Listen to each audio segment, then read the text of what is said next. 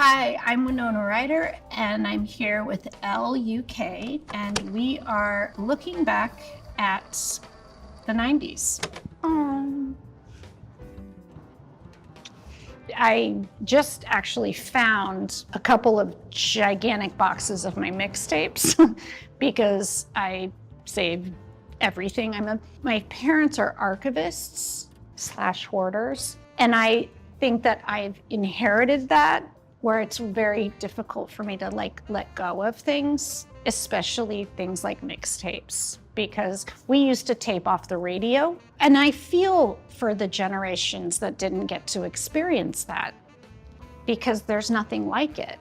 I did once, and I put one side of it was not music. It was just an old movie that I just held the thing up because it was like an old movie that I knew the person appreciated. I remember kind of the first one that I ran out and got the record was Betty Blue. And then I remember I ran out and got the album of The Mission, which I just thought when I was doing the second Beetlejuice, we were all sitting in the tent, in between stuff. And I was so surprised because everyone was like, I remember going and getting that. It had the best, it was like a choir of children from this part of, South America. It was just incredible. But also just Tom Waits scored Night on Earth. That's one of my favorite scores. And I remember listening to the piano score. But that was huge. I love soundtracks. When it's good, it's so good. And I often listen to just the piece of, even the Falcon and the Snowman score. It's like Pat Metheny and David Bowie. And it was so perfect for that movie. It was literally just, so perfect. Vangelis, I just, Blade Runner, my God. The scores that Quincy Jones was a part of early on. I know he was a part of the Sweet Smell of Success soundtrack.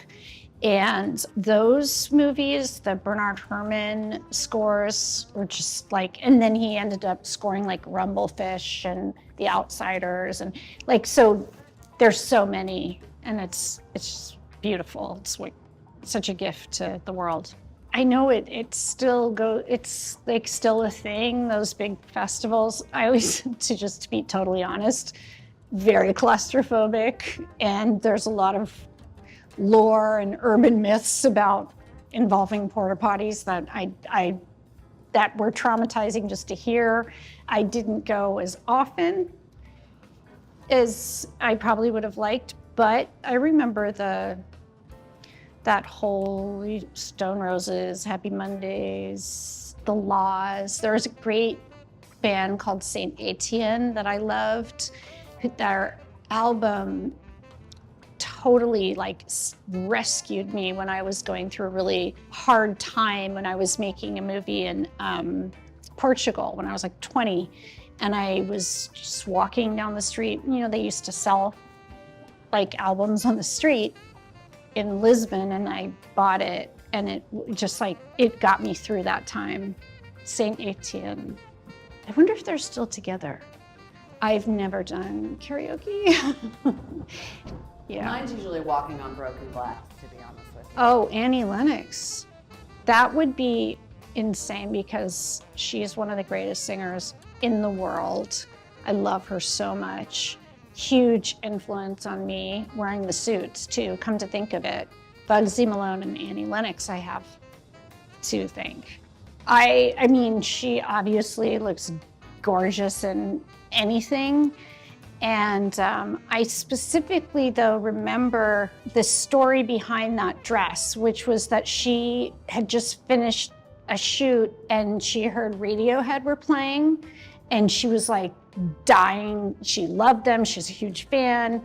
So she threw that on, and she wasn't expecting to be photographed in it, and she didn't realize it was see-through. I heard that's the story she tells, but it became sort of like this big moment, I remember. But I mean, she looks stunning. And my relationship to fashion and pop culture in the 90s was probably not what a lot of people think it was. If I went to an event, I would wear a designer often. I wore a lot of vintage.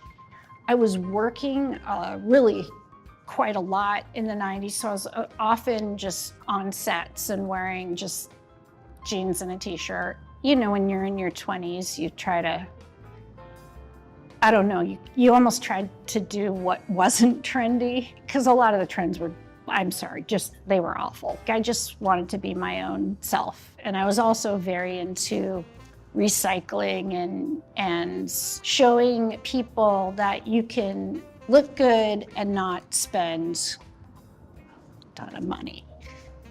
Like, things are not meant to be worn once. That was always what drove me nuts about the event. I remember re-wearing things a lot, and apparently that was looked down upon sometimes. I thought it was a great thing.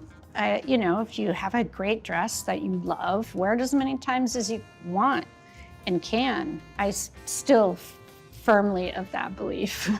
I collect t-shirts. I have a t-shirt from every show I've ever been to, which started very young. My dad took me to a lot of the early, like late 70s, early 80s, you know, punk rock, or the Clash, I remember. I have a t-shirt that I can't wear anymore, so it's frames from their 1980 tour. And then I also inherited people's t-shirt collections.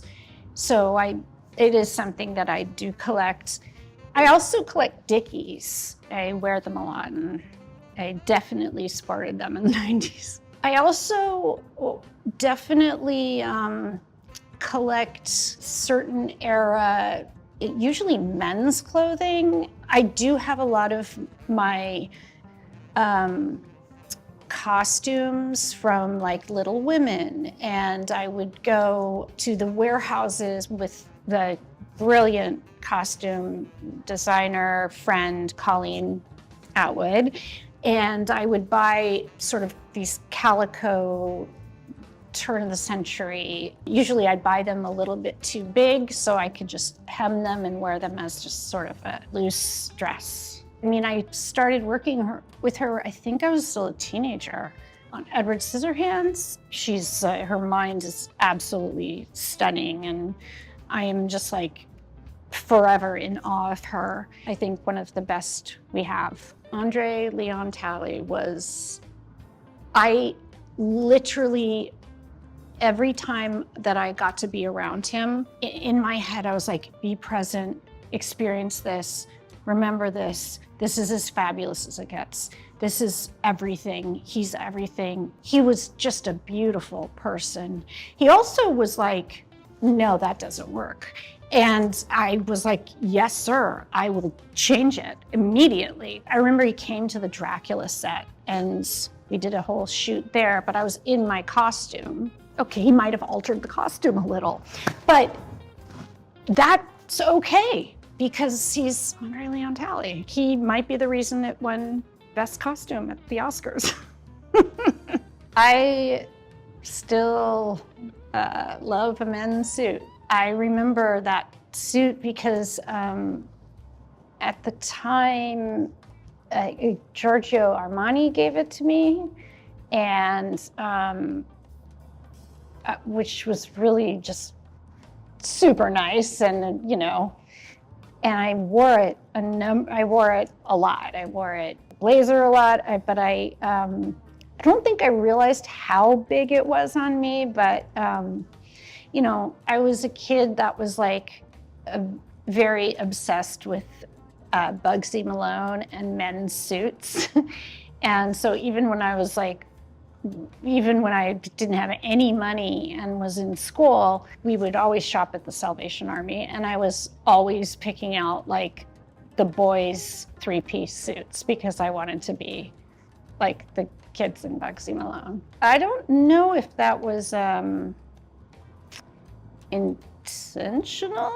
People have to remember that we didn't use makeup and hair and for a long time, or stylists.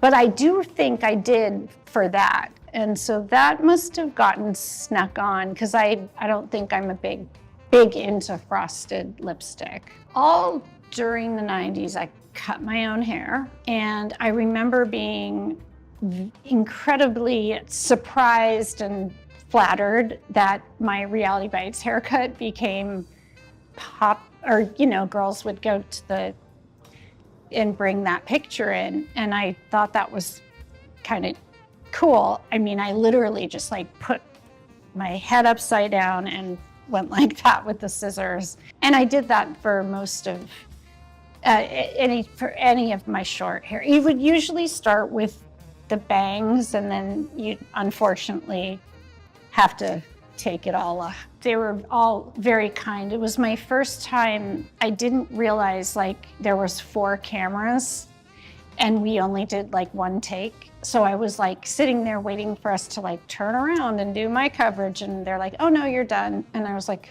what? It was kind of terrifying, but it was fun. Everyone was so nice. Yeah, I think there's some sort of rule that if you have brown eyes, you can't wear blue eyeshadow. That's what I was always told. I don't know if I never tried it. I just remember growing up, all I could afford was like that pencil, that pink pencil. It's a Maybelline, I believe. And you just light with a lighter the tip of it, and then you put it on. Goes along with like beer and egg whites in your hair, which is like disgusting, but it's what you did. Again, this was before the days of like glam or stylists or anything. I remember that dress because it was really easy and I didn't have to wear a bra. And I'm wearing this like beautiful little locket that Daniel gave me. And it's the night of the Age of Innocence premiere. And I'm with Dave, who my lovely, lovely ex-boyfriend, who is just the greatest guy, sweetest guy. And it was really a fun night. I don't have much on my face. I think I literally had, like, I took a shower, put some moisturizer on, and am I wearing lipstick? I don't know, like yeah. But I was also like 20. You could do that. It's one of my favorite movies and favorite experiences. And as for like just taking a step back, and like it did do a lot for me, because when you're a teenage actress, you are constantly hearing about how hard it is to cross over and to adult roles.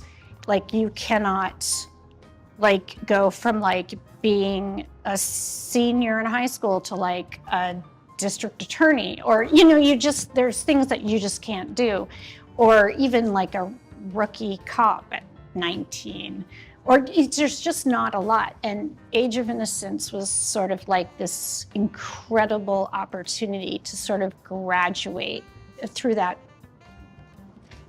rough patch that we all feared so much. So it was such a gift. It was really a gift to me. I covered a lot of teenage ground. Geez, a lot of teen angst ground.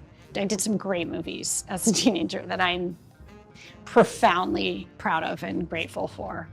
Thank you so much for watching.